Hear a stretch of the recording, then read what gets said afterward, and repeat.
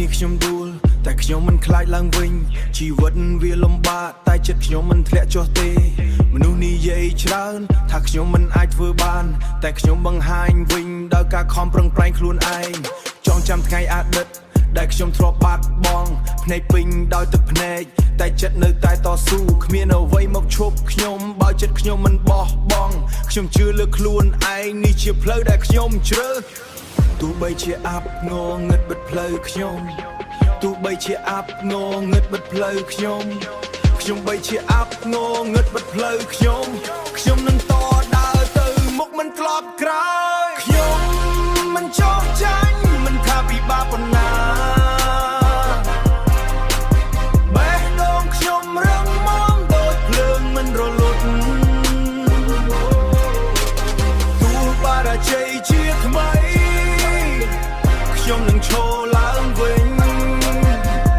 ជីវិតនេះខ្ញុំច្រើនចោះចា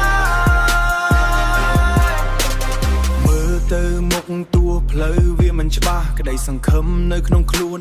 ខ្ញុំមិនឲ្យវាផុតបរាជ័យមិនមែនចប់តែជាមេរៀនថ្មីរាល់ជំហានខ្ញុំដើរកាន់តែខ្លាំងជាងមុនគ្មានអ្វីងាយស្រួលបើចង់ឈ្នះជីវិតត្រូវឆ្លងកាត់ភ្លៀងមុនឃើញថ្ងៃភ្លឺ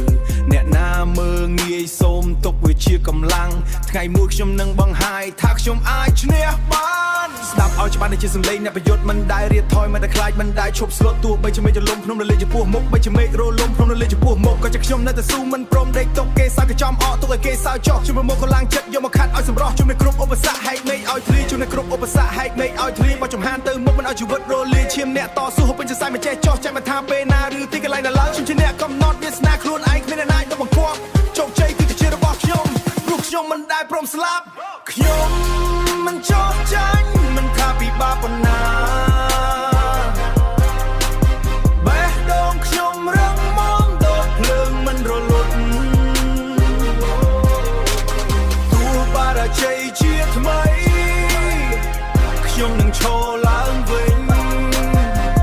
ជីវិតនេះខ្ញុំច្រើនមិនចោះចា